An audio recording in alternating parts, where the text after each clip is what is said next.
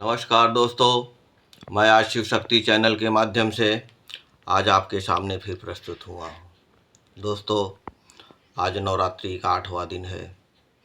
नवरात्रि हमारे भारतवर्ष का एक पवित्र त्यौहार है जो 9 दिन के लिए भी आता है।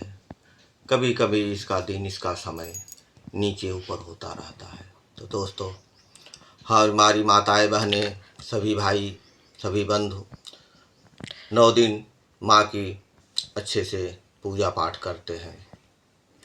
यही कामना करते हैं कि हमारे घर में सदा खुशहाली बनी रहे, माँ हमारे परिवार को सद्बुद्धि दे। तो हम भी यही कामना करते हैं कि माँ आप सबको सद्बुद्धि दे, खुशहाली दे, धन धान्य करे।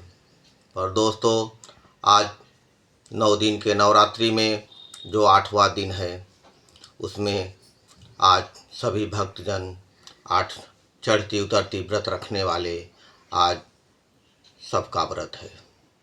दोस्तों, क्या आप जानते हैं कि हमने अपने धर्मों का पालन किया, उस धर्म से माँ के चरणों में फूल चढ़ाए, माँ की आरती उतारे, माँ की पूजा किए, माँ के चरणों में नारियल चढ़ाए, मिष्ठान चढ़ाए, उनका नियम संयम से पूजा पाठ किया।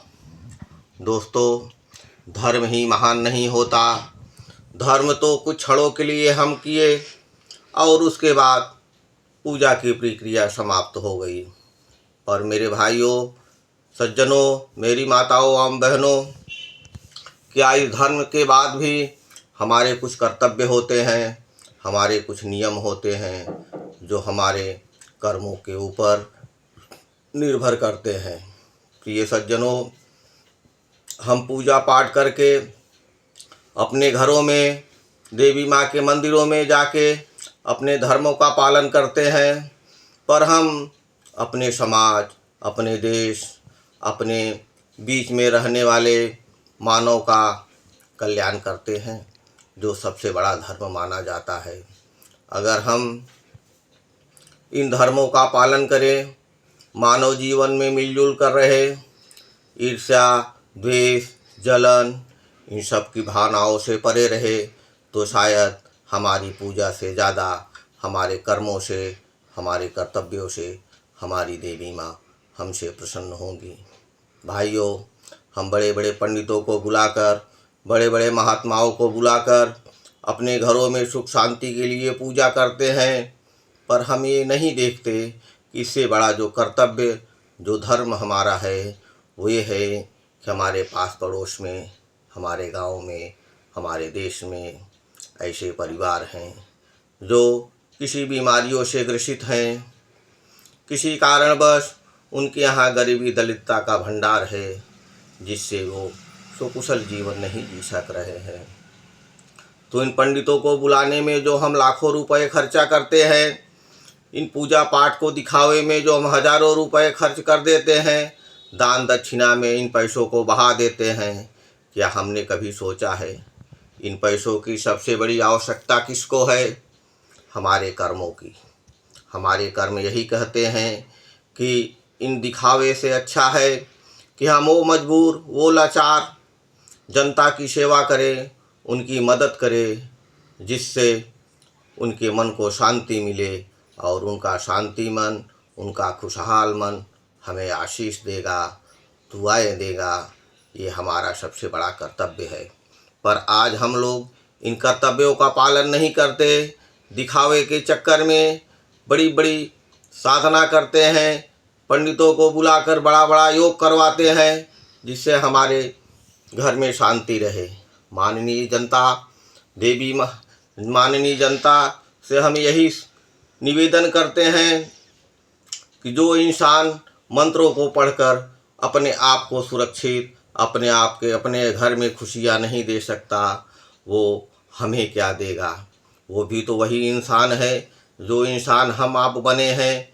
हम बड़े बड़े महात्माओं के पास जाते हैं, उनके चरणों में लाखों रुपए दान कर देते हैं, पर हम उस गरीब परिवार के तरफ जरा भी नज़र उठा के नहीं देखते कि जिसको उस धन की आवश्यकता है।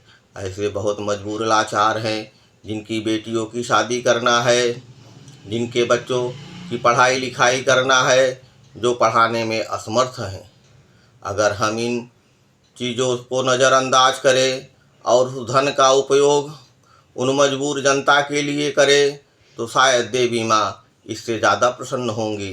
देवी माँ भी यही चाहती हैं।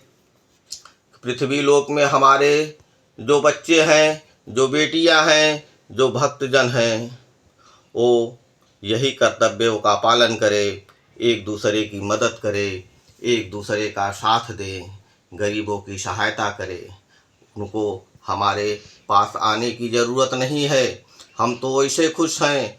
हम कभी अपने भक्तों को अपने पास नहीं बुलाते, हम कभी अपने भक्तों को ये नहीं कहते को बड़े बड़े हार, बड़ी बड़ी मालाएं, दुनिया भर के मिष्ठान ला के हमारे चरणों में अर्पित करें। ये तो हमारे भक्तों का एक दिखावा है, जो समाज में दिखाने के लिए, समाज में दानवीर बनने के लिए ऐसी परंपरा निभाते हैं। हम तो अपने भक्तों से आंख बंद करके अगर हमारे भक्त हमें याद करते हैं, हम उन्हीं से खुश हो जाते हैं कि हमारे भक्तों ने हमें याद किया। हम तो अपने भक्तों के कर्तव्य, निष्ठा, ईमानदारी, सत्यता पे ही खुश हो जाते हैं। हमारा उद्देश्य होता है भक्तजनों कि राह में चलने वाले दीन दुखियों की मदद करो, गरीबों की सहायता करो। घमंड शरीर में रंच मात्र नहीं होना चाहिए। दिखावा हमें पसंद नहीं है। ये हमारी देवी माता की शब्दों की वाणी है। तो मेरे प्रिय भाइयों बहनों सज्जनों, व्रत रखो, पूजा करो, पर सबसे बड़ी पूजा अपने मन की होती है। जब हमारा मन संतुष्ट है, हमारा मन दूसरे के सहयोग करने के लिए प्रेरित हो, हमारी आकांक्षाएं उनके प्रति संवेदनशील हो, तो ही समझें कि हमारे कर्तव्यों से, हमारे कर्मों से देवी माँ खुश हैं। देवी माँ ने कभी अपने भक्तों को ये नहीं कहा कि भक्तजन हमारे नाम पे 9 दिन व्रत रखो, भोजन मत करो, अपने शरीर को प्रताड़ित करो, पीड़ा दो। ये देवी माँ का कहना नहीं है। देवी माँ का यही विचार है कि 9 दिन जितना हो सके आप जनता की सेवा करो, जनता की भलाई करो, ज़रूरतमंद की ज़रूरतों की पूर्ति करो। यही हमारा सबसे बड़ा उद्देश्य है, यही हमारा सबसे बड़ा संदेश है। हे देवी माँ, ये सेवक भी आपके चरणों में नमन करता है।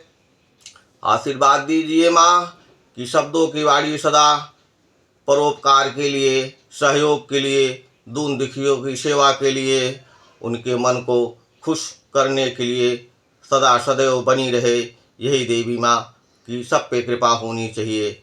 माननीय दोस्तों, देवी और सज्जनों, यही हमारी भी विचारधारा है और यही विचारधारा आप लोग भी अपनाए। धन्यवाद दोस्तों। मैं शिव शक्ति चैनल के माध्यम से जिन टूटे हुए शब्दों को आपके सामने प्रस्तुत किया हूँ, अगर उन शब्दों से आप लोगों का अपमान हुआ हो, धर्म की क्षति पहुँची हो, तो उन शब्दों को मैं वापस लेता हूँ और आप लोगों से क्षमा मांगता हूँ और यही उम्मीद करता हूँ कि आप लोग दिखावे से बचे, धर्म कर्म कीजिए, ज़रूरतमंदों की सहायता कीजिए। यही देवी माँ का आदेश और संदेश है। हर हर महादेव।